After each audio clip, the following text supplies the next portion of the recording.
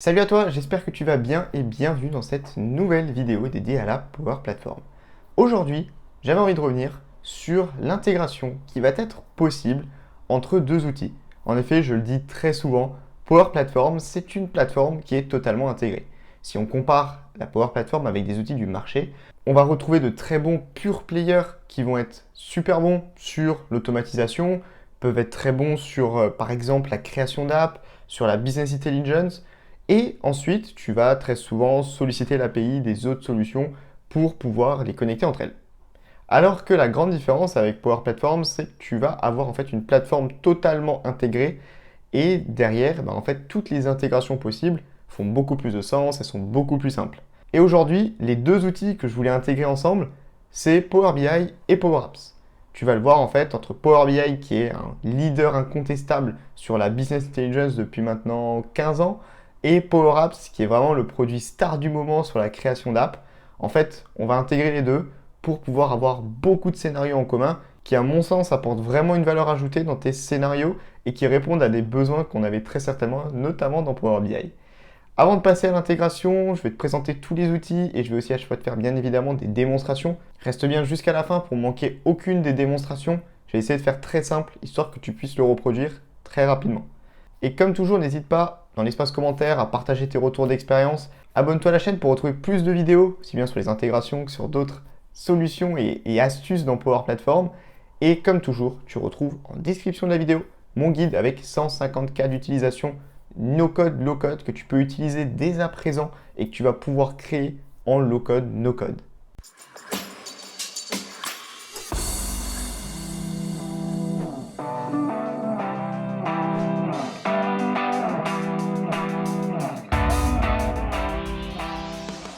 Alors cette vidéo elle est séparée en trois parties. La première, Power BI dans une application Canvas. La seconde, Power BI dans une Model Driven Apps. Et enfin la dernière, c'est comment mettre cette fois-ci une application Power Apps dans un rapport Power BI. Mais tout d'abord, qu'est-ce que Power Apps? Pour ceux qui sont déjà sur la chaîne, normalement maintenant Power Apps, vous devriez être quand même plutôt au courant de l'utilité de Power Apps et des scénarios auxquels ça va répondre. Pour ceux qui ne connaissent toujours pas Power Apps, Power Apps, c'est la solution de création d'applications en no-code, low-code dans Power Platform, la plateforme low-code, no-code de Microsoft. Avec Power Apps, vous allez du coup pouvoir créer des applications internes pour la plupart à votre organisation. On en distingue trois. Les Canvas Apps, qui vont te permettre de créer des applications mobiles, tablettes, totalement depuis une feuille blanche et à l'intérieur de rajouter du contenu. Ensuite, on retrouve les Model Driven Apps, qui arrivent déjà avec une interface et tu vas pouvoir modifier les formulaires à l'intérieur, la donnée qu'on va afficher. Mais tu ne vas pas pouvoir modifier toute l'interface de l'application.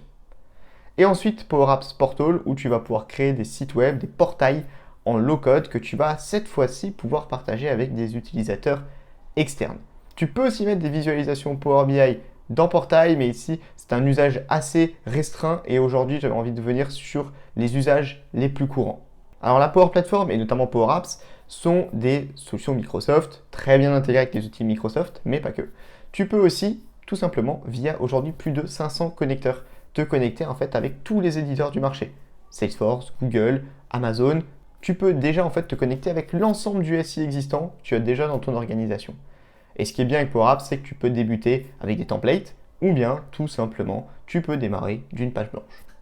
Concernant Power BI, ça fait 15 ans que Power BI est leader sur le Magic Quadrant du Gartner qui positionne réellement Power BI comme le leader incontestable de la business intelligence.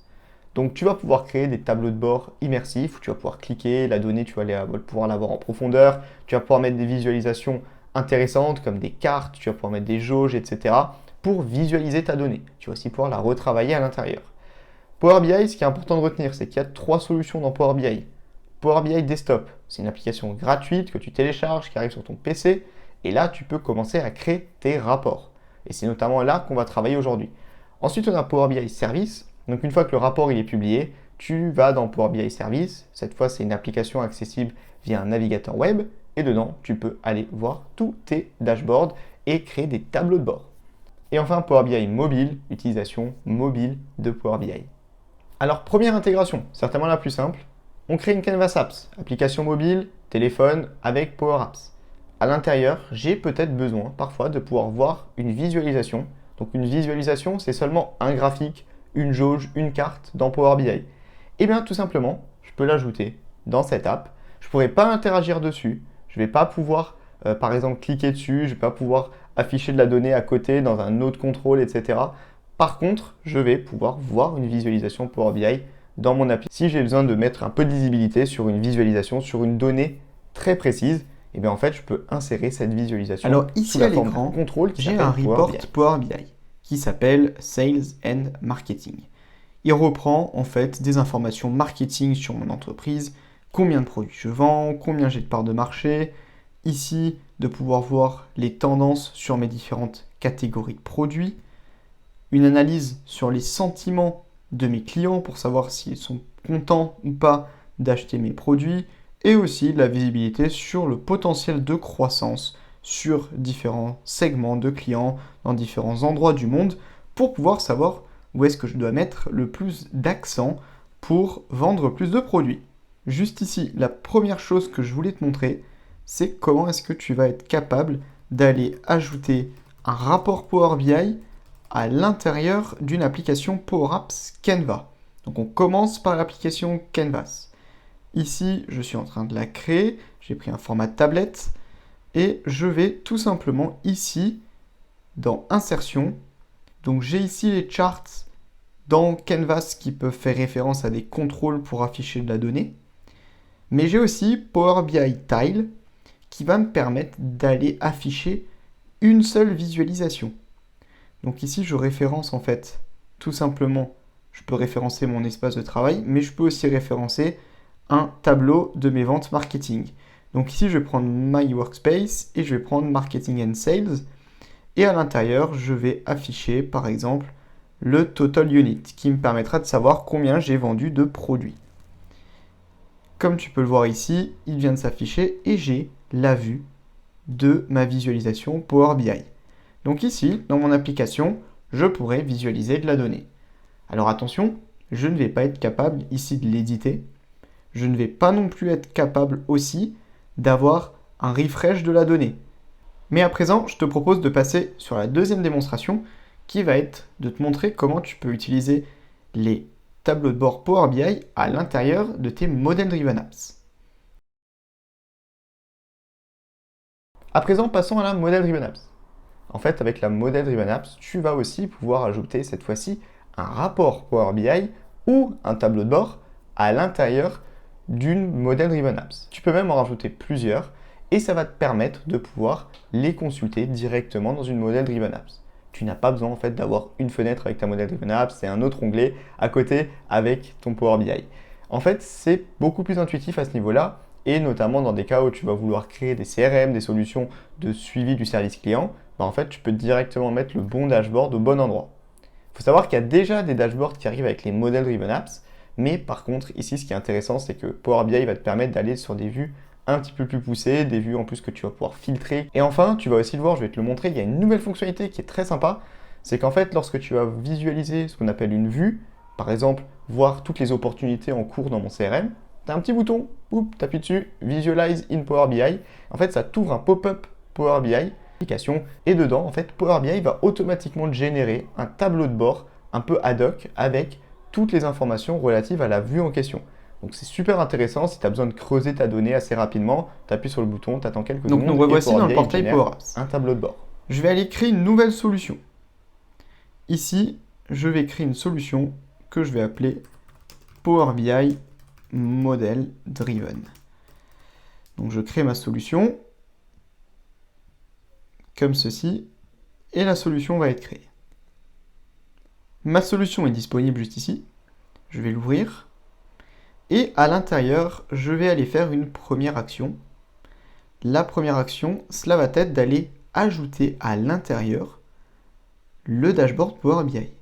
Donc je vais ici dans la partie Chart et je sélectionne Power BI Embedded Dashboard. Je vais lui donner un nom, on va l'appeler Marketing and Sales Dashboard PBI. On peut sélectionner un report ou bien un dashboard. Donc nous, on va prendre la partie dashboard. On va aller prendre mon exemple du coup Sales and Marketing. Et je vais aller sélectionner le Marketing and Sales. Et je vais sélectionner sauvegarder. À présent, juste ici, j'ai bien ici mon Power BI qui est disponible en tant que dashboard à l'intérieur de ma solution. Déjà, je vais aller publier toutes les customisations. À présent, toutes mes customisations ont été publiées. Ce que je vais faire, c'est que je vais aller créer une nouvelle Model Driven Apps à l'intérieur de ma solution. Donc ici, je vais passer par le nouvel éditeur. Donc je vais appeler Model Driven PBI. J'insiste sur le fait que je sois passé par le nouvel éditeur, étant donné qu'on va encore devoir jongler entre l'ancien et le nouveau pour insérer nos tableaux de bord Power BI. Ici, à l'intérieur, donc j'ai ma Model Driven Apps qui vient d'arriver à l'écran. Donc on va aller ajouter ici une première table et un formulaire, et on va commencer par ajouter la partie Account dans mon application. Donc je l'ajoute et elle est disponible dans la navigation.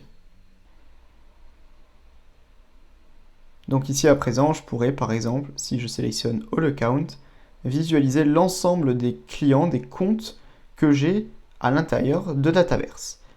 Alors ici, la première chose à faire, je vais aller déjà sauvegarder, et on va aller ici en haut, passer sur la version classique de l'édition, histoire de pouvoir rajouter le dashboard Power BI.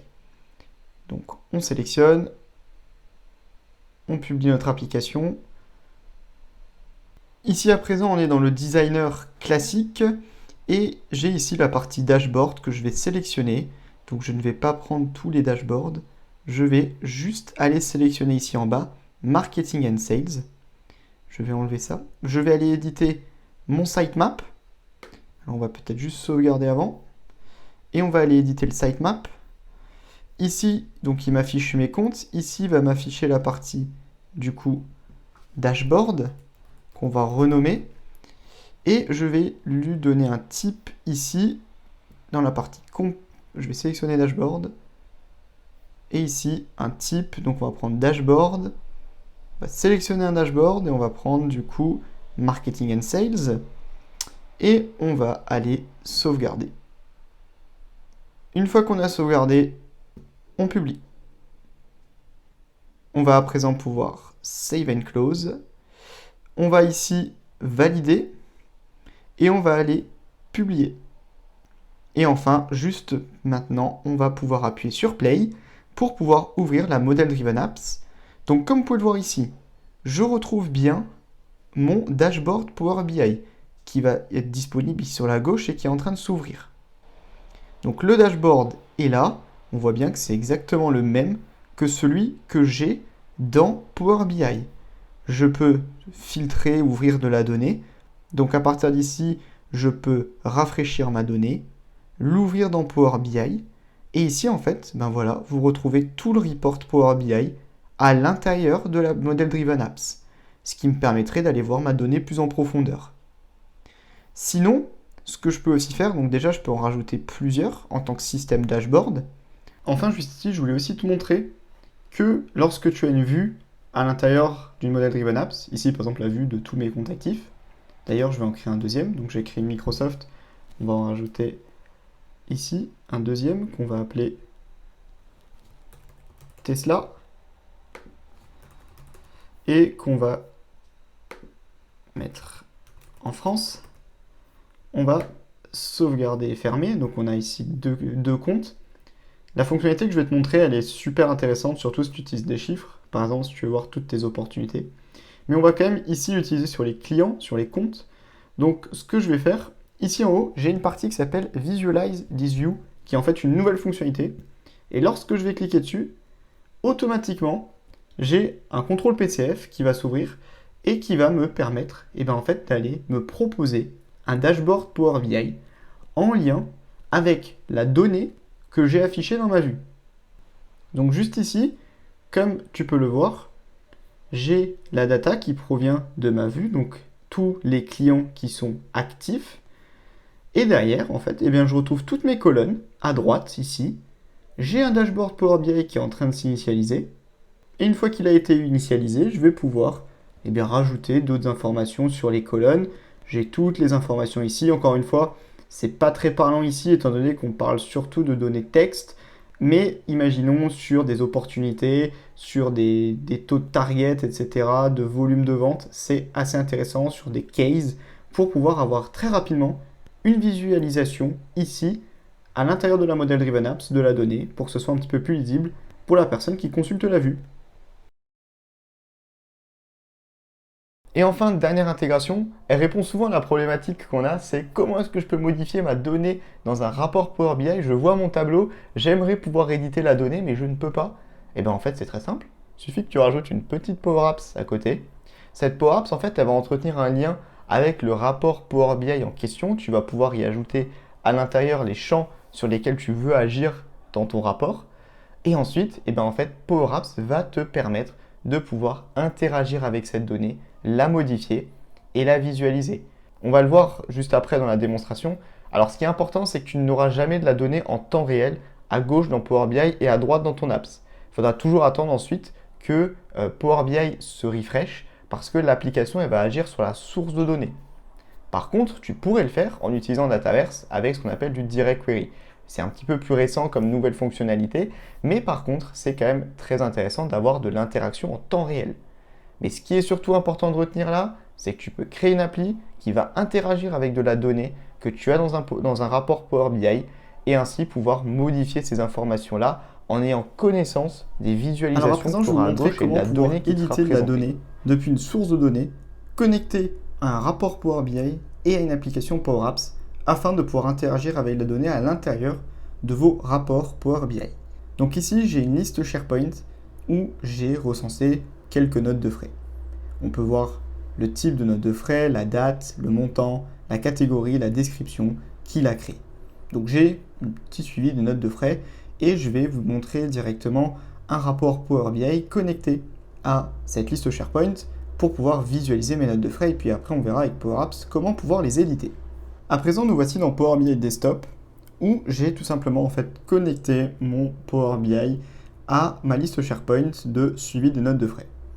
À droite, je retrouve les colonnes. J'ai simplement effectué une modification ici pour avoir le montant de la colonne amount, pour avoir le suivi de mes notes de frais sous forme de chiffres.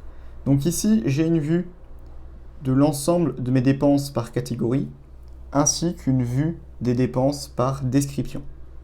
Ce que j'ai envie de vous montrer, c'est qu'il va être possible de pouvoir ajouter une application Power Apps à l'intérieur de ce rapport Power BI afin de pouvoir voir la donnée, mais surtout de pouvoir interagir avec. Pour ça, j'ai ici la visualisation Power BI qui est disponible. Ce que je vais faire, c'est que je vais ici l'étendre et la mettre en plus grand. Et tout simplement, en fait, ici, vous voyez que j'ai Power Apps Data qui me demande de la donnée à rentrer dans ma Power Apps. Donc, je vais ajouter le montant, je vais ajouter les catégories, je vais ajouter la date, la description, l'ID et le titre. Donc j'ai alimenté ma Power Apps. Je pourrais ici changer, j'ai même accès aux environnements Microsoft Teams, Dataverse for Teams. J'ai accès à tous mes environnements Power Apps. Ici, on va le faire sur le default. Je peux choisir une application qui a déjà été construite afin de pouvoir voir la donnée dans cette appli ou en créer une nouvelle. Et ici, je vous propose de sélectionner créer une nouvelle. Et ensuite, on accède au studio Power Apps. Donc ici à présent, je suis dans Power Apps. On voit bien ici que j'ai l'intégration qui a été faite entre mon rapport Power BI et cette application Power Apps. J'ai un premier écran qui a été alimenté ici avec la donnée de Power BI. Ce que je vais faire, c'est que je vais pouvoir modifier ma galerie ici pour ajouter plus d'informations et je vais pouvoir dire que ici, on a par exemple le montant et au-dessus, on va avoir par exemple le title, comme ceci. Revenir ici, on va pouvoir positionner la galerie, on va y ajouter à l'intérieur, ici on pourrait rajouter plus d'informations, par exemple ça pourrait être la catégorie, comme ceci, et donc on a plus d'infos sur ce qu'il se passe à l'intérieur de mes notes de frais. Donc ici, on aurait ce type d'application, on pourrait un petit peu la rendre un petit peu plus esthétique, par exemple en mettant suivi des notes de frais, comme ceci. Et ici, on va le passer en view. On peut modifier disons la couleur si on a envie. On peut modifier notre application comme on a l'habitude de créer des applications Power Apps. Donc ici, j'ai la vue de mes informations. Très bien. Maintenant, ce que j'aimerais ajouter, c'est une vue formulaire, comme ceci. Et en fait, ce formulaire, il va me permettre d'aller modifier la donnée. Donc pour ceci, je vais aller connecter déjà ma donnée. Je vais pour cela ajouter une connexion à ma liste SharePoint qu'on a vue juste avant. Ici, on va aller se connecter. On va sélectionner la liste. Et on va aller modifier les champs qui vont être affichés. Donc ici, on va régler le formulaire sur le suivi des notes de frais. Voilà. Donc on a la table. On va aller ajouter des champs. On va aller ajouter le montant, la catégorie. On va aussi ajouter la date, la description, l'ID. Et on va mettre aussi ici le titre. Et on va ajouter tous ces champs. Comme ceci, les champs arrivent bien ici. À présent, on va juste monter l'ID tout en haut. Donc on va rabaisser ça et mettre l'ID tout en haut. Et donc ici, j'ai une vue qui me permettrait de modifier directement les notes de frais.